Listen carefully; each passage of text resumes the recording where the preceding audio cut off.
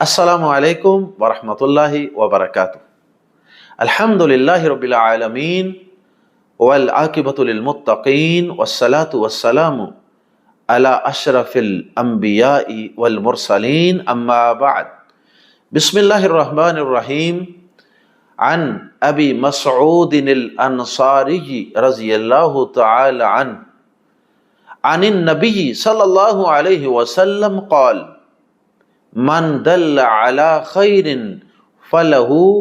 مثل اجر فاعلہ، رواہ مسلم۔ حضرت ابو مسعود انصاری رضی اللہ تعالی عنہ نبی صلی اللہ علیہ وسلم سے روایت بیان کرتے ہیں، کہتے ہیں کہ اللہ کے رسول صلی اللہ علیہ وسلم نے فرمایا، جس نے کسی نیکی کی طرف رہنمائی کی تو اس کے لیے اس نیکی کے کرنے والے کی مثل اجر و ثواب ہے۔ ناظرین کرام، دین اسلام چونکہ اللہ رب العزت کی طرف سے سچا اور برحق دین ہے، اس کی تعلیمات بھی صداقت پر، حقانیت پر مبنی ہے۔ اس لیے دین اسلام اپنے ماننے والوں کو اس بات کا حکم دیتا ہے کہ وہ اس حق کو اور اس سچائی کو اور دین اسلام کی سچائی پہ مبنی تعلیمات کو اپنے آپ تک محدود نہ رکھیں، بلکہ دین اسلام یہ چاہتا ہے کہ معاشرے کے اندر خیر اور بلائی پھیل جائے، عام ہو جائے۔ ایسا کرنا ہرگز درست نہیں کہ ایک انسان کسی خیر کو، کسی بلائی کو، کسی نیکی کو سمجھ لیتا ہے اور اس کو اختیار کر لیتا ہے تو وہ اس نیکی کو، اس بلائی کو اپنی ذات تک محدود رکھے۔ اس طرح تو خیر اور بلائی بڑی لمٹڈ ہو جائے گی، اور شیطان تو معاشرے میں برائی اور برائی کا چال چلن بڑی تیزی سے پھیلا رہا ہے۔ شیطان اور شیطان کے رضاکار ایجنٹ وہ دن رات برائی کو، باطل کو، کفر کو، شرک کو، اللہ کی بغاوت و نافرمانی کو معاشرے میں پھیلا رہے، بڑا مزین کر کے، بڑا خوبصورت بنا کے انسانیت کو جہنم کی طرف کھینچے چلے جا رہے۔ ایسے حالات میں دین اسلام اپنے ماننے والوں کو اس بات کا حکم دیتا ہے کہ اگر شیطان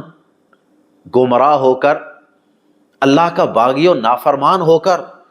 اگر وہ معاشرے میں برائی پھیلا رہا ہے، اس کے رضاکار ایجنٹ اگر وہ بھی اس کے ساتھ مل کر برائی کو معاشرے میں پھیلا رہے ہیں، تو پھر اے ایمان والو، اے اسلام والو، اے خیر والو، اے نیکی والو، اے حق والو، اے توحید والو، اے سنت والو، تم خاموشی سے گھروں میں کیوں بیٹھے ہو؟ تم خاموشی سے اس خیر کو اپنی ذات تک محدود کر کے مطمئن کیوں ہوئے بیٹھے ہو؟ تم بھی اٹھو، قم فانذر وربک فکبر، اٹھیے، تم بھی اس خیر کو اپنے تک محدود نہ رکھو بلکہ اسے پھیلاؤ، دوسروں کو خیر بتاؤ، دوسروں کو نیکی کے لیے تڑپاؤ، نیکی کے لیے تیار کرو۔ اور بقول شاعر، خود تڑپنا ہی نہیں اوروں کو تڑپانا بھی ہے۔ یہ حق جس سینے میں آ جاتا ہے نا، وہ سینہ پھر آرام سے نہیں بیٹھتا، پھر وہ سینہ، پھر وہ دل اس حق کو پوری دنیا کے اندر غالب کرنے، نافذ کرنے کے لیے تڑپتا ہے، بے قرار رہتا ہے۔ جس سینے میں صحیح معنوں میں حق آ جائے، اللہ اکبر۔ جس قرآن کو پڑھنے کے لیے میں خود سفر کرتا ہوں،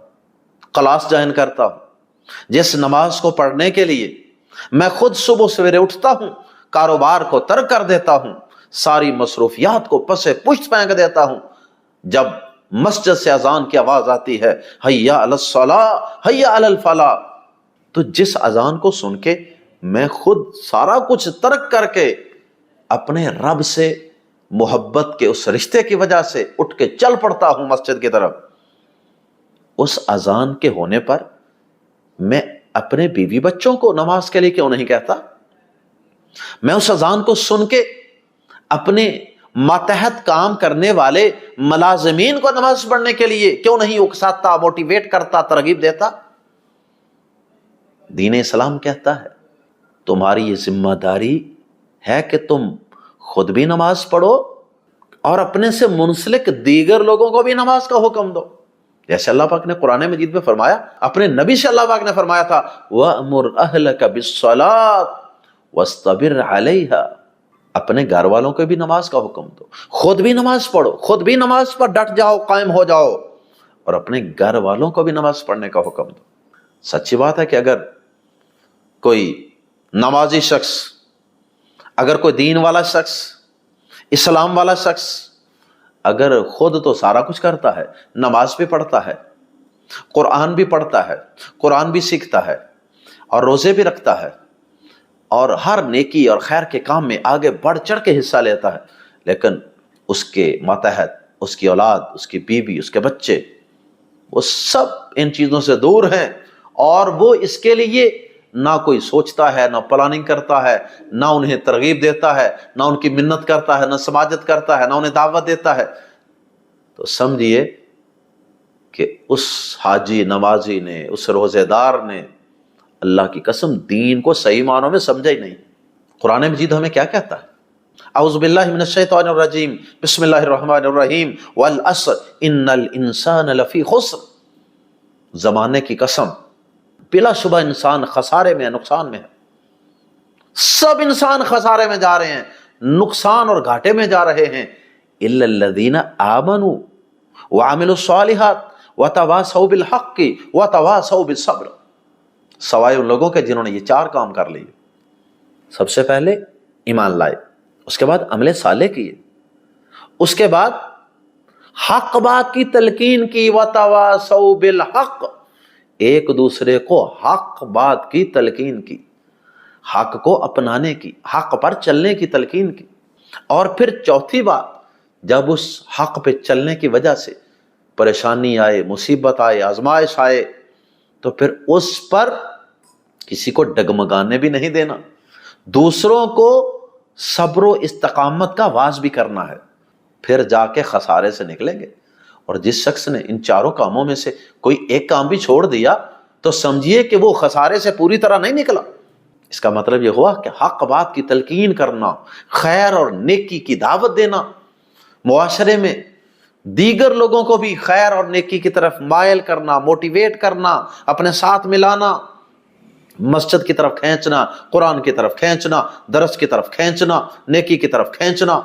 ہر خیر کی بات، ہر خیر کے کام کی طرف کھینچنا، یہ ہمارا فریضہ ہے۔ اللہ اکبر۔ اور یہ رہنمائی، جیسا کہ آج پڑھی گئی حدیث مبارکہ میں اللہ کے نبی صلی اللہ علیہ وسلم نے فرمایا کہ جس نے کسی کی کسی خیر پر، کسی بھی نیکی کی طرف رہنمائی کی، کسی نیکی کا پتہ بتایا، کسی نیکی کی طرف اس کو موٹیویٹ کیا، تو اس کے لیے ویسا ہی اجر ہے جیسا کہ اس نیکی کو، اس دعوت کو قبول کرنے والے شخص کو اجر و ثواب ملے گا۔ اب یہ رہنمائی دو طرح سے ہو سکتی ہے، ایک تو زبان سے ہو سکتی ہے نا، اور ایک عمل اور کردار بھی بہت بڑی دعوت ہے۔ اگر آپ تہجد پڑھتے ہیں، اگر آپ نماز پڑھتے ہیں، اگر آپ ذکر اذکار کرتے ہیں، سنتے پڑھتے ہیں، قرآن پڑھتے ہیں، آپ صدقہ و خیرات کرتے ہیں، آپ غریبوں کی مدد کرتے ہیں، رستے سے تکلیف دہ چیز کو گاڑی سے اتر کر، بائک سے اتر کے اس کو ہٹاتے ہیں، یا وٹسو ایور، جو بھی طریقے ہیں خیر اور نیکی کے، جو بھی آپ کریں گے، آپ کو دیکھ کر آپ کے ملازمین، آپ کے دوست احباب، محلے دار، اولاد، اس چیز سے بھی تو ان کو رہنمائی ملے گی، موٹیویشن ملے گی، نو ڈاؤٹ۔ لیکن زبان سے بھی ترغیب دینی ہے، دونوں طریقوں سے، زبان سے بھی خیر کی ترغیب دیں اور اپنے عمل اور کردار سے بھی دیں۔ صرف زبان سے کہتے ہیں، اپنا کردار کوئی نہیں، پھر بھی بات مؤثر نہیں ہوگی۔ اللہ اکبر۔ پیارے نبی صلی اللہ علیہ وسلم نے فرمایا تھا، علی رضی اللہ تعالیٰ عنہ کو مخاطب کر، اے علی، اگر تیری وجہ سے، تیری تبلیغ سے تیری موٹیویشن سے، تیری ترغیب سے ایک شخص بھی راہ ہدایت پہ آ گیا، 100 سرخ اونٹوں سے تیرے لیے کہیں بھی زیادہ بہتر۔ سرخ اونٹ اس دور میں سب سے قیمتی اونٹ ہوتے تھے۔ 100 سرخ اونٹ کا مطلب ہے آج کل کے دور میں 100 قیمتی ترین گاڑیاں۔ کتنی قیمتی بات ہے، کتنا قیمتی عمل ہے، کتنا عظیم اجر ہے۔ اگر آپ نے کسی شخص کو وضو کا طریقہ بتا دیا، میرے بھائی آؤ، میری بہن آؤ، میں تمہیں وضو کا صحیح مسنون طریقہ سکھاؤں۔ کسی کو آپ نے سورۃ الفاتحہ صحیح پڑھنی نہیں آتی تھی، ناظرہ اس کو صحیح سکھا دیا، اس کی غلطیاں دور کروا دی، صحیح یاد کروا دی۔ کسی کو نماز یاد کروا دی، کسی کو سفر کی دعا یاد کروا دی، کسی کو کھانا کھانے کے بعد کی دعا یاد کروا دی۔ سفر میں جا رہے تھے، اپنے دوست احباب کو، بچوں کو دعا یاد کروا دی، راستے میں کھانا کھانے کے لیے بیٹھتے ہیں دسترخوان پہ، ان کو ترغیب دے دی کہ یہ دعا کس کس کو یاد ہے، یہ دعا یاد کروا دی ان کو۔ سجدہ کرنے کا صحیح طریقہ نہیں آتا، سجدہ کرنے کا طریقہ سکھا دیا۔ نماز پڑھنی نہیں آتی، نماز کا صحیح طریقہ بتا دیا۔ غسل کا طریقہ نہیں آتا، وہ سکھا دیا۔ نماز کے بعد کے اذکار سکھا دیے۔ کوئی بھی خیر اور نیکی کا طریقہ سکھا دیا۔ آپ نے مرنے کے بعد قبر میں پہنچ جانا ہے، اور آپ کی تبلیغ کی وجہ سے ایک نہیں، دو نہیں، پتہ نہیں کتنے ان گنت لوگ وہ عمل جو آپ نے سکھایا تھا، جس کی آپ نے تعلیم دی تھی، جو آپ نے سبق پڑھایا تھا، جس پہ آپ نے لوگوں کو نیکی پہ لگایا تھا، وہ پتہ نہیں، آپ نے تو ایک کو سکھایا تھا نا، ایک سے اس ایک نے آگے 2 کو سکھایا، اور ان 2 نے آگے 2 کو سکھایا، تو 1 سے 2 ہوئے، 2 سے 4 ہوئے، 4 سے 16 ہوئے، اور یہ پتہ نہیں، یہ پوری ایک چین چلتی ہے نیکی، صدقہ جاریہ کی چین ہے، نہ ختم ہونے والا سلسلہ۔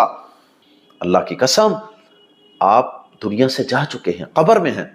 لیکن آپ کا نامہ اعمال مسلسل چل رہا ہے، کنٹینیو ہے، فل سٹاپ نہیں ہے۔ نیکیاں مسلسل نامہ اعمال میں آ رہی ہیں، کمیٹی ڈالی ہوئی ہے یہاں پر، ہمیشہ پروفٹ آتا رہے گا۔ اور قیامت والے دن تو انسان حیران رہ جائے گا، یہ میرے نامہ اعمال میں یہ پہاڑوں کی طرح کی بڑی بڑی نیکیاں کہاں سے آ گئیں؟ یقیناً انسان کو کہا جائے گا، یہ تو نے ایک شخص کو یہ خیر کی بات سکھائی تھی، اس نے آگے کئیوں کو سکھائی، انہوں نے آگے کئیوں کو سکھائی،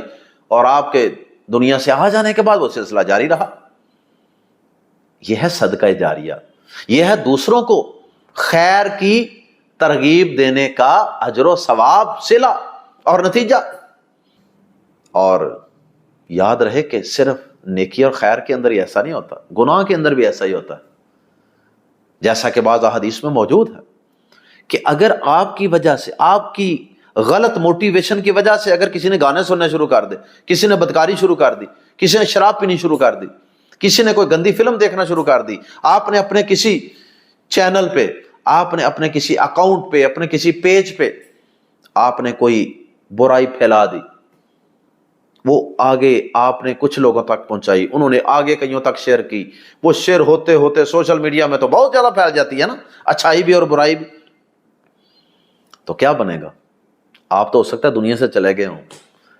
لیکن وہ آپ کا پھیلایا ہوا گناہ اللہ کی قسم چلتا رہے گا، چلتا رہے گا، آپ کے نامہ اعمال میں گناہ درج ہوتا رہے گا۔